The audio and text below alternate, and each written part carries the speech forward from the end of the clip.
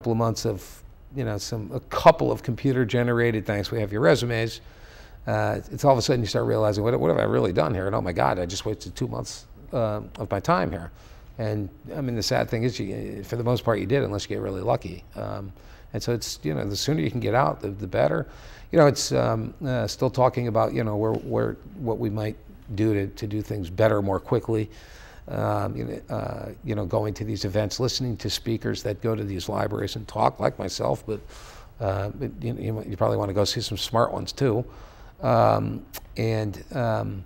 you're reading articles, things like, I read something on one of the major job boards the other day, and it was, 1 in 3 people actually have their cover letters read, and 2 in 3 employers will not read a cover letter. So never do a cover letter. Never do a cover letter, because only 1 in 3 are being read. Never. You're wasting a lot of time by doing it. But 1 in 3 are, to me, 1 in 3 are being read. Do the cover letter. Do the cover letter. Of course, okay, 1 in 3 are being read. I take that data and I think, who would say never read a cover letter? Because only 1 in 3 are being read. That is just horrible advice.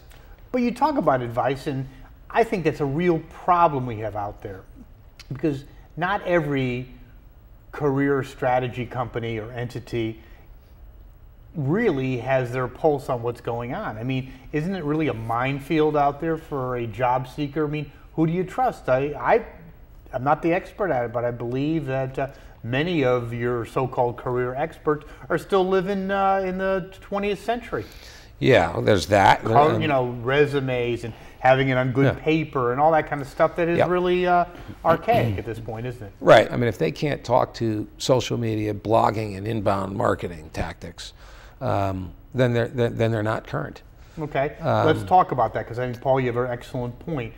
I have the resume, and let's just say it's pretty good in terms of, it's somewhat forward thinking, forward directed, but I'm not good with that. There needs to be more, doesn't there, in today's? And maybe you can talk to some of the things that need to be done. You need a Facebook page. You need other things. Yeah, and building a resume that is impact heavy and really future focused, action based. You'll read that you shouldn't have an objective on a resume, that it pigeonholes you. And that's just another area that I just can't disagree more. If your objective, which is the answer to what are you looking for, is pigeonholing you and it not going to let you get a particular job, and why the hell are you applying for that job? It's your objective. I mean, that's what you want to. It's your mission statement for the campaign. It's what you want to meet. It's it's the goal. It's got to be on there. Not only that, you better be very good at communicating it. So it's not only on there, it's highlighted. It's everything else is built off of it. But most people would say don't have one.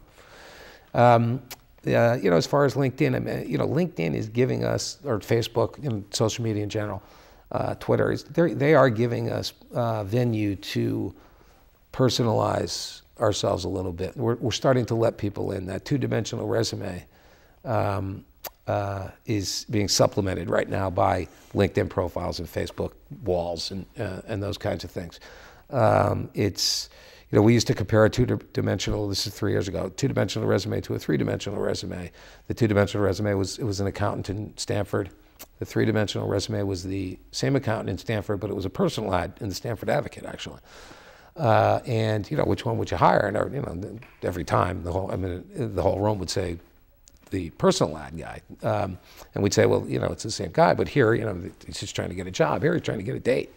And he lets people in. So absolutely would have hired the personal ad. And it was cherry picked. It was a good example to prove the point. But you mean someone actually putting an ad in, seeking to be employed? No, I wouldn't go that far. But the point of if you just wrote a standard resume, up to right now as to how we view that, it really is not.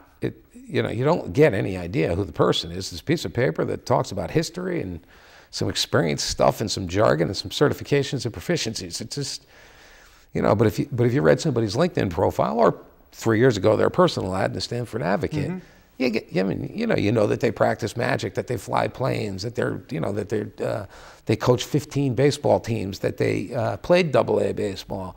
I met with a guy recently that eventually found out he played AA baseball. It wasn't on his resume. Not only should it be on his resume, I mean, he should have told me too, because I mean, I love that. I mean, I think that's great, and not resume worthy. I don't get that. That to me says so much about that guy. I mean, it's he did what it took to get to that level. He can, and you're not all born with it. It's in terms of dedication, integrity, hard working, reliability. I don't need to know anything more. He played AA baseball. That's interesting you say that, because not everything, I would imagine, and please comment, is a cookie cutter scenario. If, let's say, you're going through a career transition, you can use some of the attributes and accomplishments you've done in a previous career to market yourself in a new career. Is that correct? Yeah. Yep.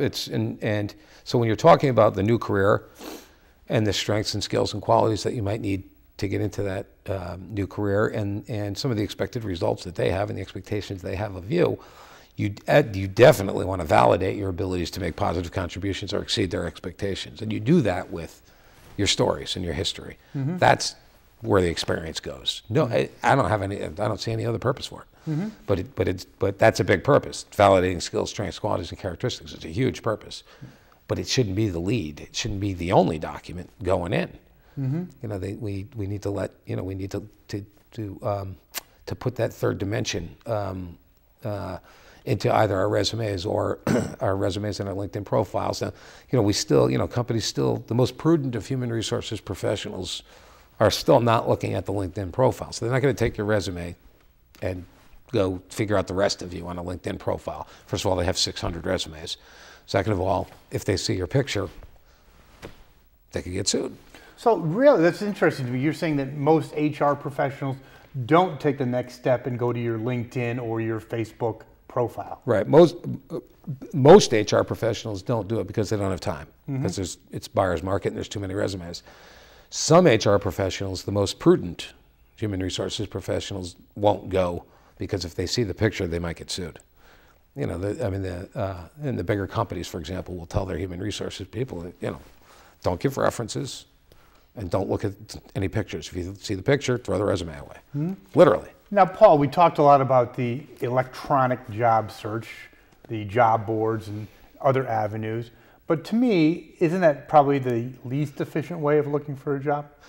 Till it works. There isn't one really efficient way to get a job. Unfortunately, the answer today is not that easy. That's actually fortunate for me in my business because it's hard to get good at it. But it's unfortunate for most people. You got to do a million little things right, and you got to do a million things better than everybody else, and you're going to get a job more quickly. That's not rocket science, but you got to do those million things right, and you may never know what you did right and you did wrong. It's hard to track it. There's a lot of issues. We just started working with somebody, I'll say younger, female. We haven't even. We 2 meetings. Haven't had the second face-to-face meeting yet. There was a company that she had applied to this, and she really, really liked the company, and she hadn't heard anything yet. And so in the first meeting, what can we do differently and better than everybody else? Well, call up. You're probably going to get voicemail. Leave a voicemail, 7 seconds long, that shows, and just tell them why you love the company. Give them your phone number and let them know let them know that if they haven't heard, if she hadn't heard from them by Friday, give them a call back, which was 5 days later, just use that 7-second voicemail as an opportunity to show enthusiasm for the company, the products, and the direction they're going. So it seems, Paul, from your strategic standpoint, you got to obviously do things a lot better, but also being a little more proactive, not just being passive, sitting there sending out resumes on monster.com with a old-style historical document. Well, staying on this story then, because proactivity is huge today, and for a lot of different reasons. So within 12 hours of her showing enthusiasm, she got an email back saying, "We love your enthusiasm. Can you come in for an interview?" It's that simple. And 599 other people didn't do it. She did it, and and who knows what it would. It might have been her tone, it might have been her way. Hopefully, it was the honesty that she demonstrated in the enthusiasm levels that she had in the voicemail. And because I didn't even tell her what to say, I just said, show them, you know, what you think. Tell them what you think. And so she got, let's see, she got an email back saying answer these questions. And so we worked together on answering the questions. She answers them, but, you know, I helped structure it a little bit. She got another email back saying, thank you for your thoroughness. And again, the integrity and the enthusiasm levels in your answer. So, you know, things are going well here. And so we sent an email back saying, thank you very much. If, you know, let me know when the interview is. I know that the decision maker's traveling next week. If we can get it done this week, I'll rearrange my schedule and we'll get it done this week. If I haven't heard from you by Friday, I'll give you a call Friday, see if we can somehow maybe get it even done on Friday. If not, we'll have to do it when the hiring decision maker gets back. And so, that was this morning. She called me this afternoon and said, you know, I haven't heard back yet. You know, what should I do? What? Nothing. I mean, that's why we closed it proactively. That's why we said we're going to call back on Friday. We don't have to, you know, just because they haven't responded, that doesn't mean anything. It is what it is. They haven't responded. You know, maybe their dog got run over that morning. Maybe they're traveling. Maybe.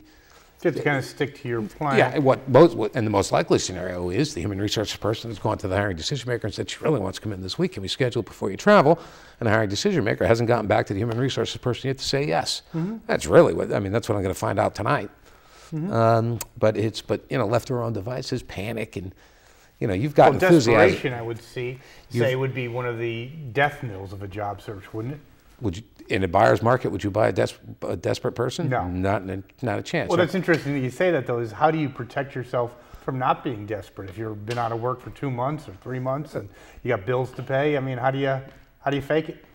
You don't. But you could still not talk about it, and you could be positive, upbeat, and enthusiastic, and concentrate on the needs and problems and challenges the companies have, and not about that stuff. That stuff will go away. It'll take care of itself when somebody hires you because you're the right person for the job. But you have enthusiasm right here. I view it kind of in a circle, and you've got desperation right there. I mean, they're right next to each other. This gets you the job, and that costs you the job. Don't cross the line. Interesting. If she called back and said, did you get my email? Some of my emails haven't been going through lately. That may have... yeah, you know, she was doing so well, I don't think so. But it could. I mean, it wouldn't be the right thing to do.